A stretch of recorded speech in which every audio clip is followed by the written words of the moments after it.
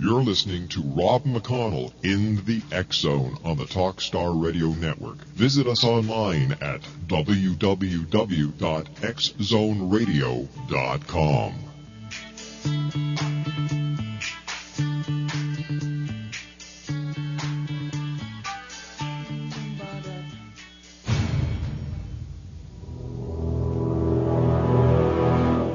The X Zone radio and TV show is largely an opinion talk show. All opinions, comments, or statements of fact expressed by Rob McConnell's guests are strictly their own and are not to be construed as those of the X Zone radio and TV show or in any manner endorsed by Rob McConnell, REL-MAR McConnell Media Company, Talkstar Radio Network, its affiliated stations, or employees.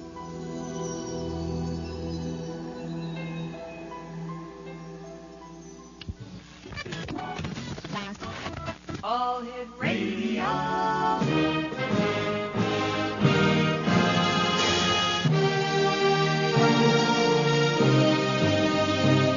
Welcome to the X Zone, a place where fact is fiction and fiction is reality. Now, here's your host, Rob McConnell.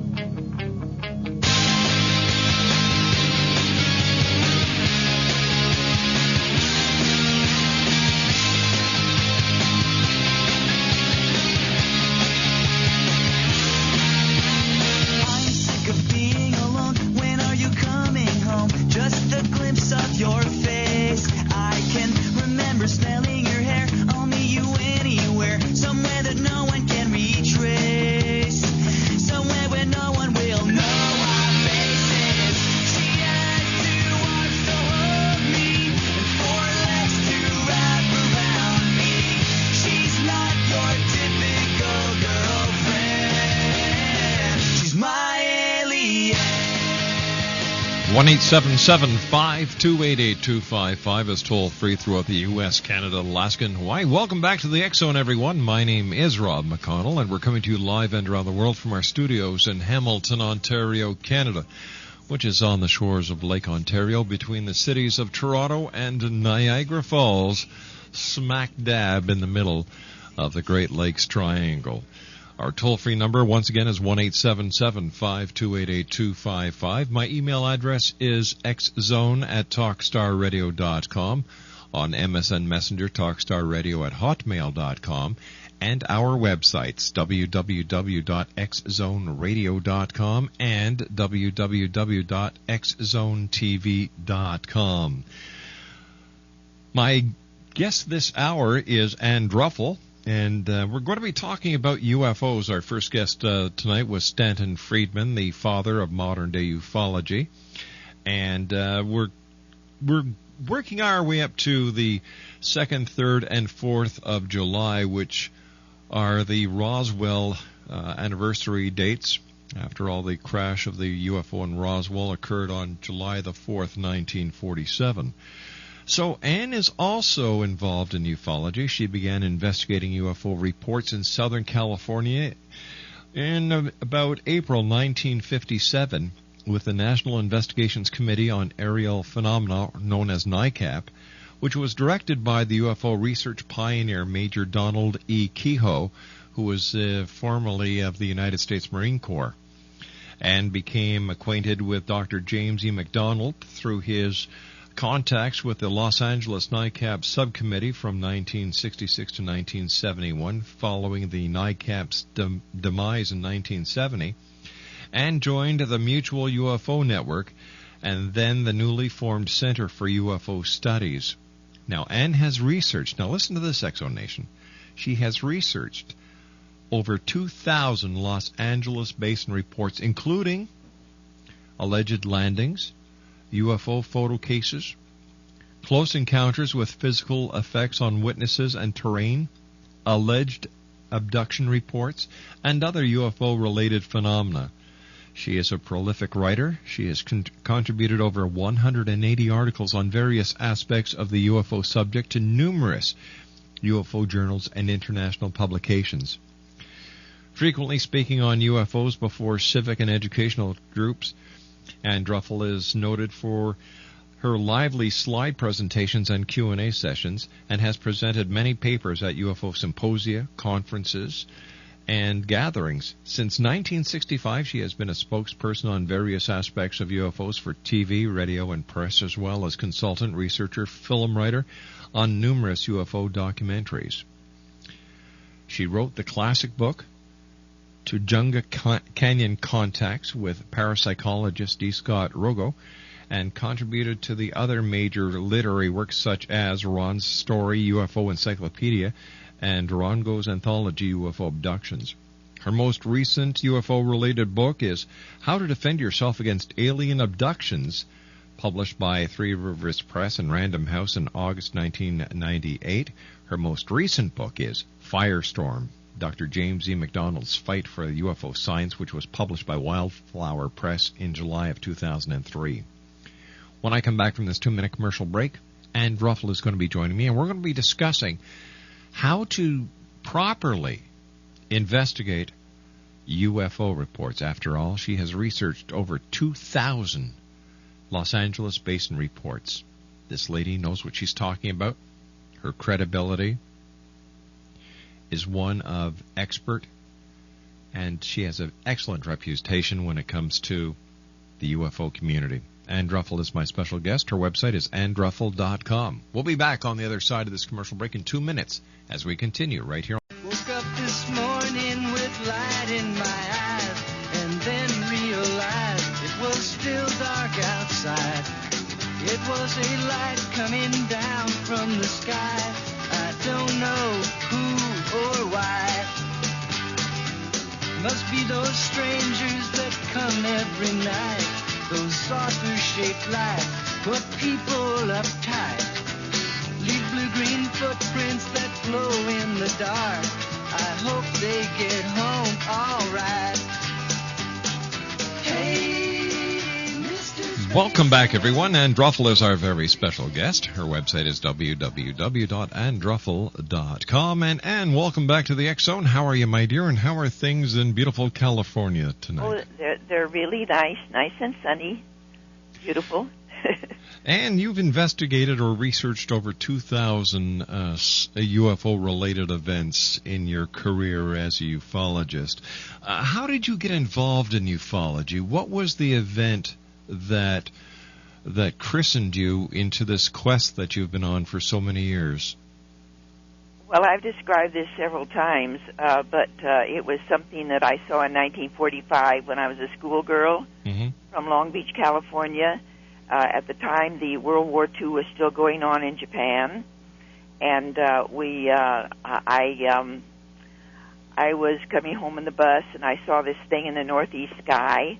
I had been interested in astronomy since the age of 9, and I was very, very puzzled about it. This thing, it was a cohesive yellow-white light in broad daylight in the sky, 2 to 3 times the size of a daytime Venus, but cohesive and very, very bright and definite. And I watched this thing. I walked home. I watched it an hour and a half. Wow. Move slowly from the north-northeast to the north-northwest. I couldn't figure out what it was. It was very, very high. My mother saw it with me. She didn't know what it was. I couldn't take my eyes off of it. And then about an hour and a half after I had been watching the thing move very, very slowly, it gave out what I call parts of itself, which took varying paths away from the main object. And there were 15 or 20 of these tiny little things that sparkled in the sunshine, in the west. By that time, it was 4:30, 5 o'clock, around that time. And this was in a late June or July of 1945, before the war ended. And when the thing gave off these little particles, I tried to get my mother back to see these things coming out of the main object with me, because it was so awesome and frightening. It was frightening to watch this thing. And my mother wouldn't come out. She was cooking dinner, more important. And so I couldn't go out again to watch the thing anymore, because it was just so frightening and so awesome. And then about 2 weeks later, the bomb was exploded over Hiroshima, and so years later, I figured that the thing I saw was at about the same time the first experimental atom bomb had been exploded, in New Mexico, in Frenchman's Flat, but we didn't know about that, you see.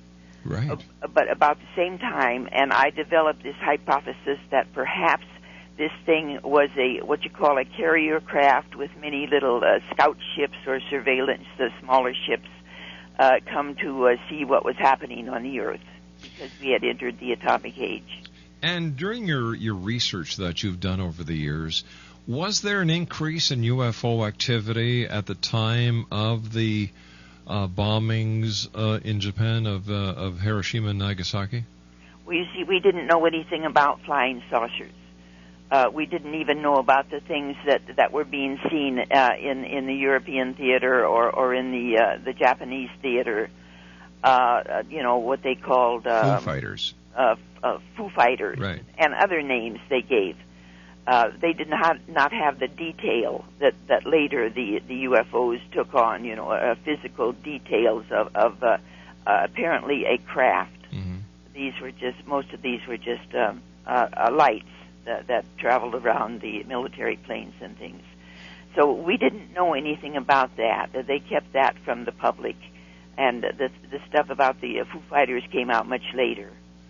So it might have been this thing might have been a collection of what you call Foo Fighters, which had come from the European theater, which had closed down because we had found peace there, and was moving, over and to where the atomic bomb had been exploded, that the public didn't know about.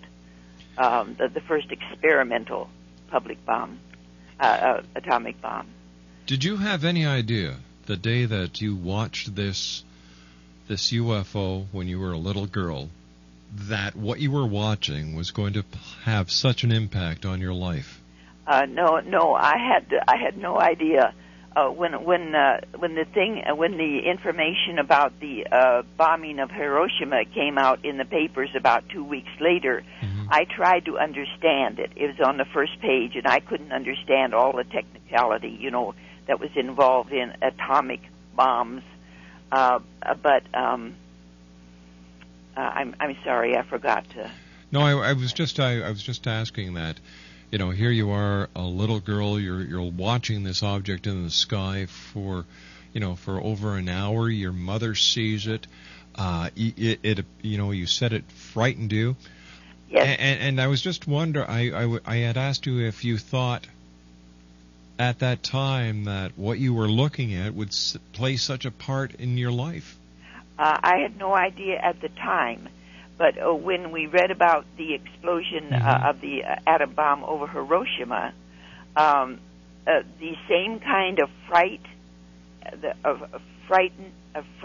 fear, and awe struck me, you see, while reading about the atom bomb that I had felt while watching this thing in the sky, and I couldn't understand that, you see. They were both great mysteries. I didn't know if they were connected or not, of course. But then when Major Kehoe began to write his books and formed NICAP, or took the directorship of NICAP, by that time I was working, and I joined. I started reading his books first in 1950, you see, and by the time he became director of NICAP in 1957, I joined right up, one of the first members that joined him. What kind of training did you get with NICAP when it came to investigating or researching UFO and UFO-related phenomenon? Well, you see, I didn't have any training directly from NICAP because they took technologically and scientifically oriented people as their investigators. I see. And by that time I had become a professional social caseworker, and I had the skills. They were skills of interviewing, of objective value judging, of facts given to you, and also the art of writing accurate records. And so these three skills fit right in with the investigation of UFOs. They certainly do. Do you see a big difference between the way that UFOs are researched and investigated today compared to how they were when ufology was still young? Yes, I do. Of course, there are many excellent scientific and scientifically oriented investigators in the field. But there are also a lot of people who call themselves researchers and investigators, and they will receive cases from the public of what the public, this public person saw in the sky, and it's presented almost immediately on the Internet now as a report.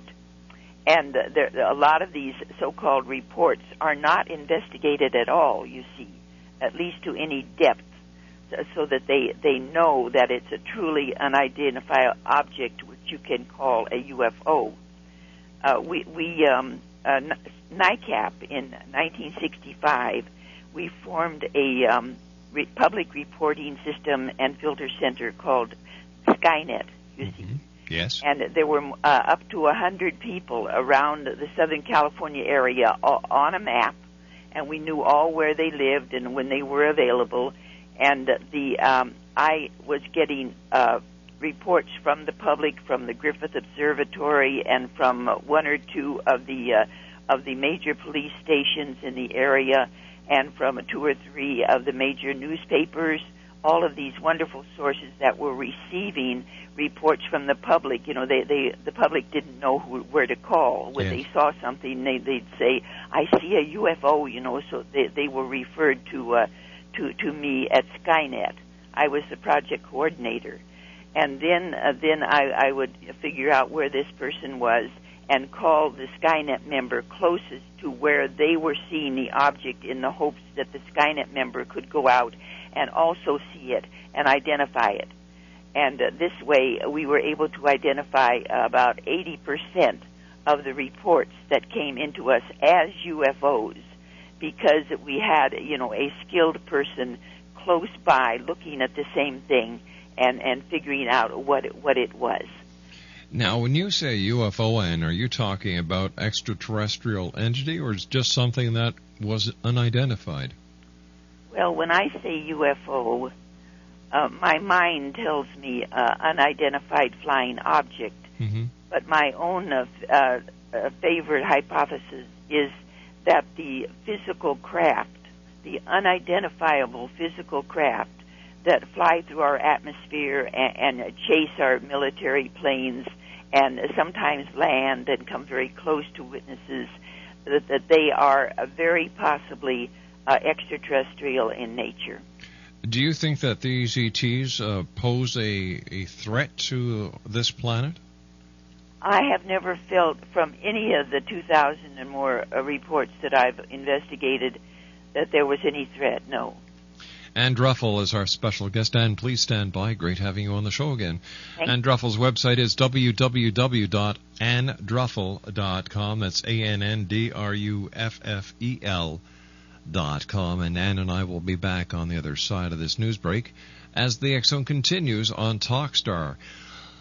In the final hour of tonight's show, yes, it is Tuesday night, and yes, that does mean X-1. We are going back to 1957, episode number 83, entitled The Moon is Green. That's in the next hour here on the X Zone, live and around the world on the Talkstar Radio Network from our studios in Hamilton, Ontario, Canada.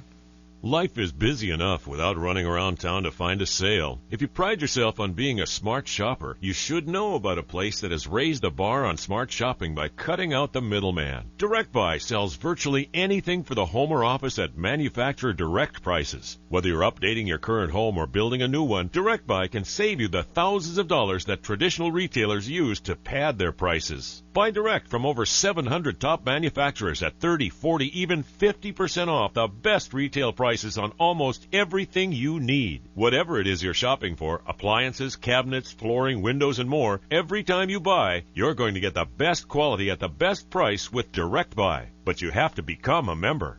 To get a visitor's pass to a local showroom and a free insider's guide to buying direct, call 800-593-2124 today. Again, that's 800-593-2124. 800-593-2124. Call now.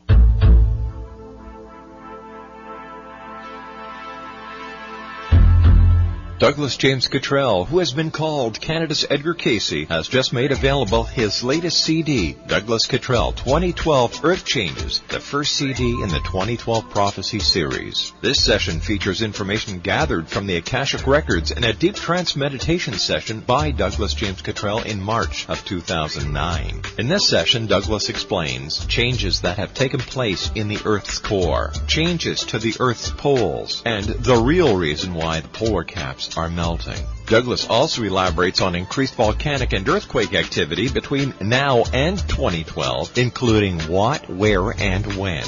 To order your copy of Douglas Cottrell 2012 Earth Changes, visit his website at douglasjamescottrell.com or call toll-free 877-COTTREL.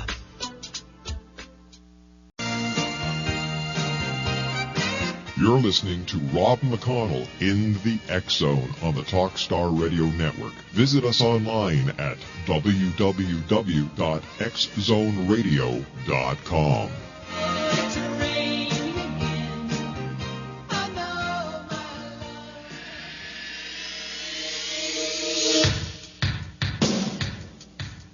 My name is Michael Telstar, Canada's leading mentalist from Toronto, Ontario. Hi, my name is Belinda, and you're listening to my dad, Rob McConnell, on the X Zone.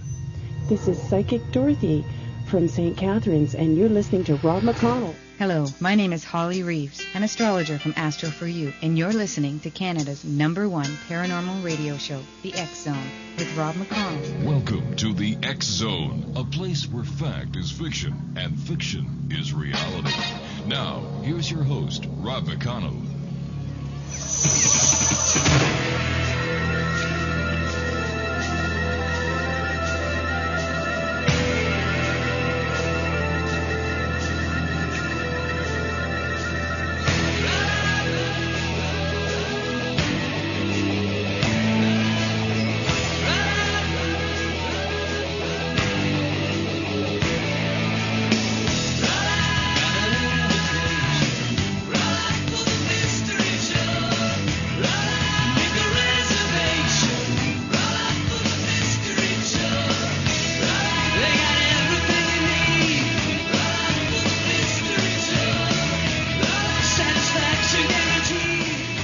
Welcome back to the X Zone, everyone. My name is Rob McConnell. We're coming to you live and around the world from our studios in Hamilton, Ontario, Canada, and our fine family of broadcast affiliates across Canada, the United States, Central America, the Caribbean, South America, the Pacific Rim, 24 Asian countries, and across Europe. And Druffel is my special guest. We're talking about UFOs. And if you'd like to give us a call and ask Ann a question, our toll-free number is 1-877-528-8255. That's toll-free at 1-877-528-8255. And how would you investigate a UFO sighting? And what would be the proper procedure for people who are just getting into the field today that they should follow when investigating or researching an alleged UFO landing? Well, first of all, I believe that an investigator or a researcher has to be scientifically oriented. Mm-hmm. In other words, some type of technical, some sort of technical or interviewing ability that is beyond just a plain talking to people. The ability to judge what a person is saying as to whether or not it might be acceptable. It's a kind you need to have a personality that is friendly and kind and appears accepting of what they are saying. there can't be any confrontation with them, of course. Everybody would know that. But most important is the scientifically objective attitude that an investigator must have. They can't believe in their head, that UFOs exist, and everyone who sees something strange in the sky is seeing a UFO. You have to be aware of all of the dozens and dozens of things that have been mistaken in the past and are still being mistaken now as UFOs, because they are not known to the person who is seeing the thing and not recognizing what it is. So. And this could include some very strange cloud formations. It could include anything from a weather balloon to an experimental type of craft. Exactly. Yeah. Exactly. And in this area especially, and Southern California, you know what Southern California is like, but it might be other places around the world. They have what are called candle balloons. At least they did years ago. They would fill a plastic bag, that had covered garments that had been dry cleaned. They would fill it with hot air, and then at the bottom they would arrange a little wooden circle and put candles on it, and then they would insert that, or they would insert the plastic bag over the candles, which were already lit, and this is the way the bag would fill with air, and then they would let it up into the air. And sometimes they were generally set off at night, sometimes 2, 3, 4, 5 at a time. And these were mistaken time and time again, hundreds of times by witnesses as UFOs. But we learned to identify them by the fact that they traveled with the wind, or that they, the way they bounced in the air. Or through Skynet, of course, if you could get someone close enough to where the witness was seeing this strange thing in the sky, the witness could go out and identify it as a candle balloon, because they might be closer to the object than the original witness. Interesting. What was one of your most profound investigations or research that you did as an investigator, Anne? How would you choose? Of course, the Heflin photos, which are still being investigated, was one of the main photo cases that was taken on by NICAP in 1965, and I don't know if you're aware, or if your listeners are aware of the Heflin photos. Well, why don't we tell them?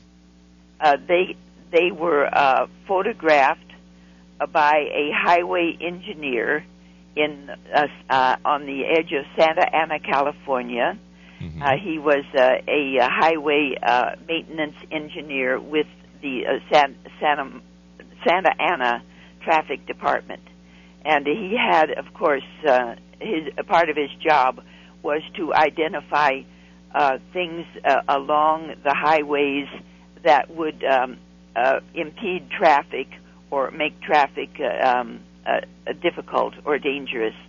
And so one day, August 3rd, 1965, he was traveling about 1.5 miles south of the freeway that goes through Santa Ana, and he saw this thing go over his truck.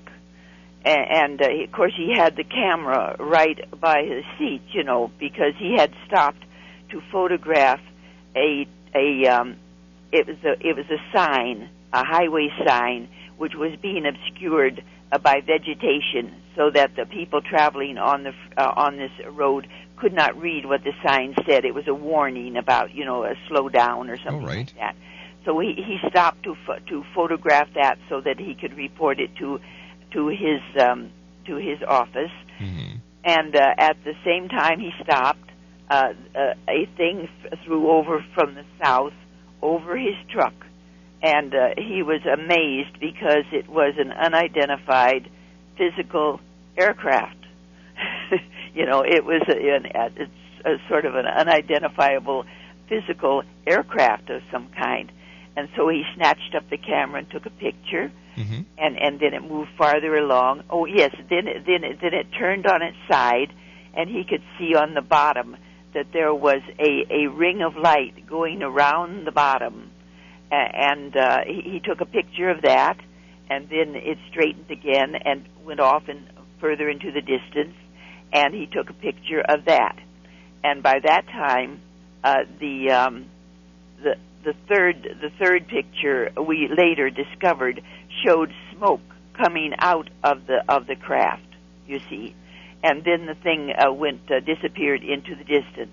Now, smoke coming out of a but craft. It left behind a ring of bluish black smoke in the sky, which was very strange because it was cohesive. It did not, dissipate with the winds that were blowing. And so he went and took a fourth picture. He traveled up a mile in his truck, got out of the car, and took a picture of the smoke ring in the sky. And so those were the Heflin photos, and to this day they are still being studied avidly by scientists. Isn't it very rare that a UFO expels smoke, Anne? It's been known before that there are 2 or 3 other photos of from around the world where there's either a smoke ring around an object of basically the same shape as the Heflin craft, or it's apparent that such a craft has left a smoke ring in the sky. But these have not been investigated thoroughly, as far as I know, like the Heflin photos. And so they are considered now to be probably the most valuable set of UFO photos that have ever been taken. And how about alien abductions? Have you investigated abduction cases? And if so, how did you investigate them?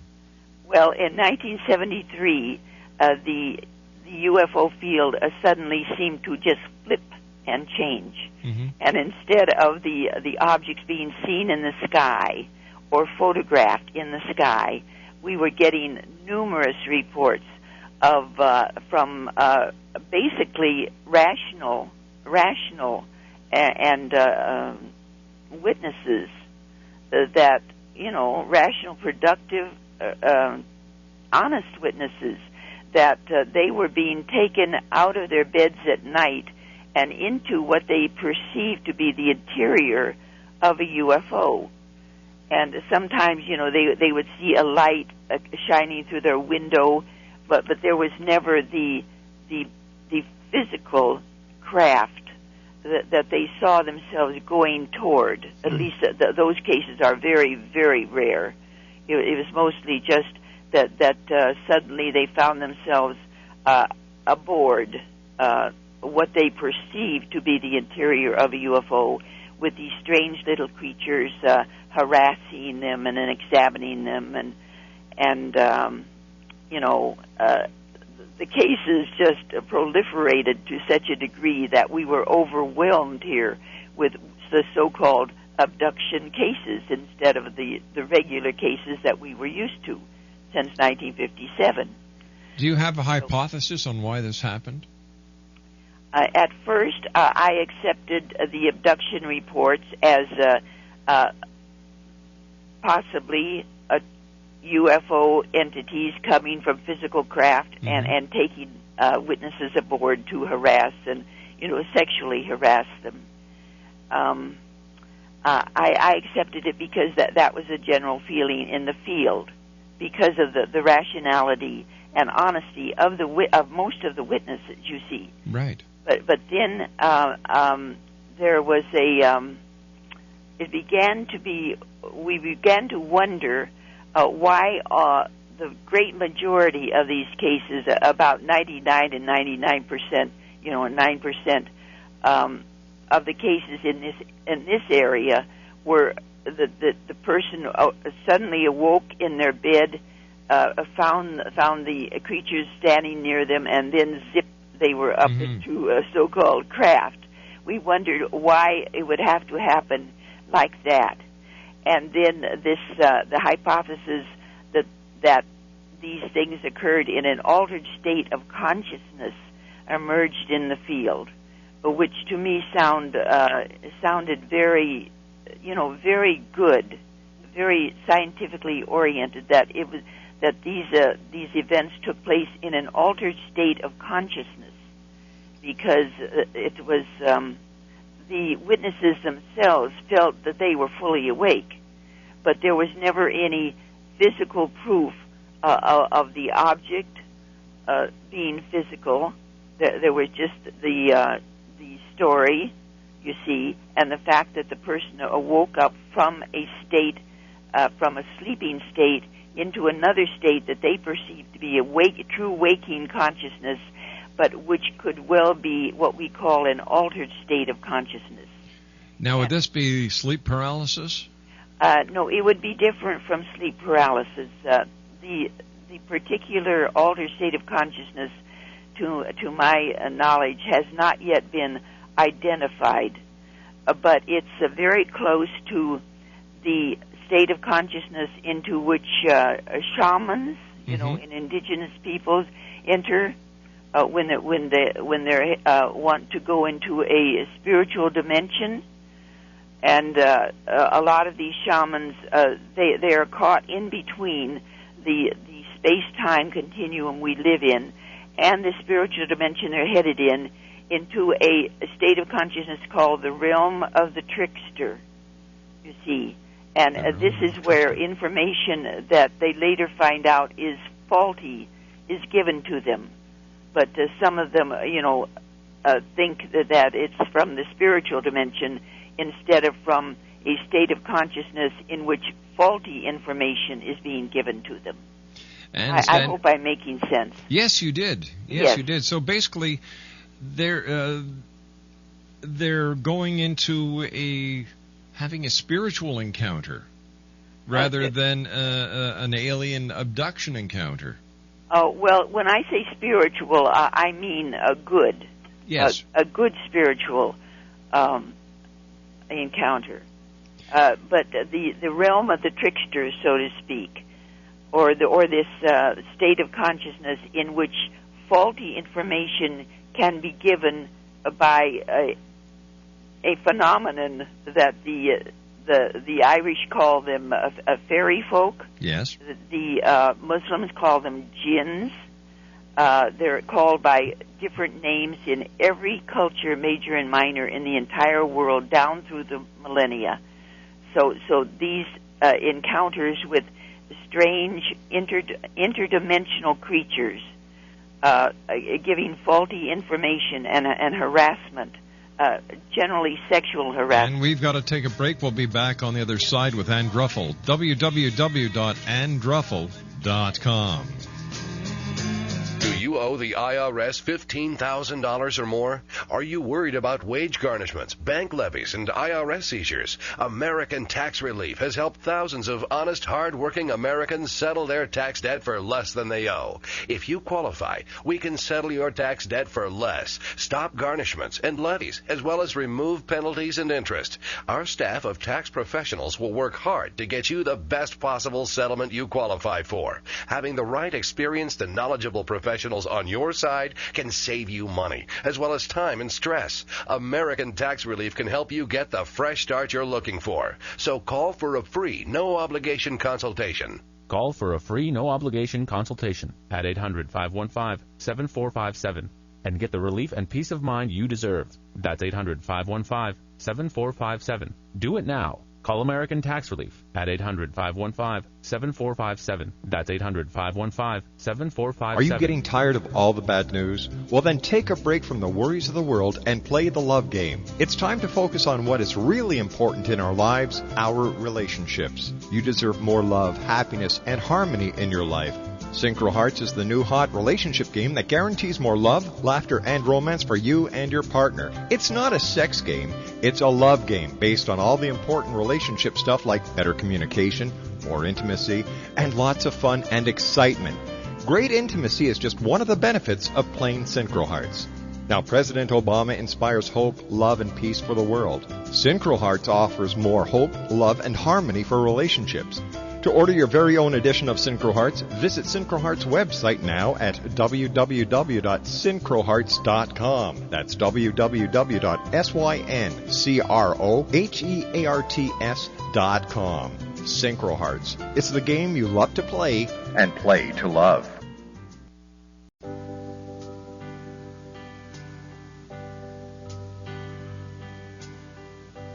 Never been this blue.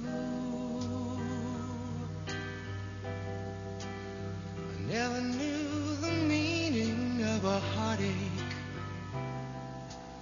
But then again, I never lost a love before.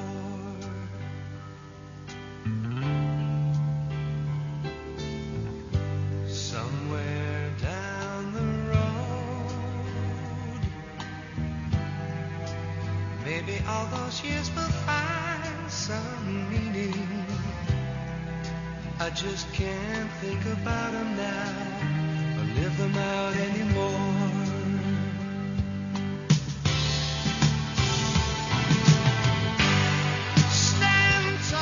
Ann Druffel's our very special guest this hour, www.anndruffel.com. And how many different alien visitors are we getting on this planet? Any idea? Well, you see, to me, the physical UFOs that are seen in the sky and chased by jet planes, these might contain entities from extraterrestrial sources. But we, as far as I know, we don't know anything about them, except to my mind, they are not friendly, they are not unfriendly. They are simply surveying our Earth to see what we're going to do with it, you know, whether we're going to blow it up or anything like that.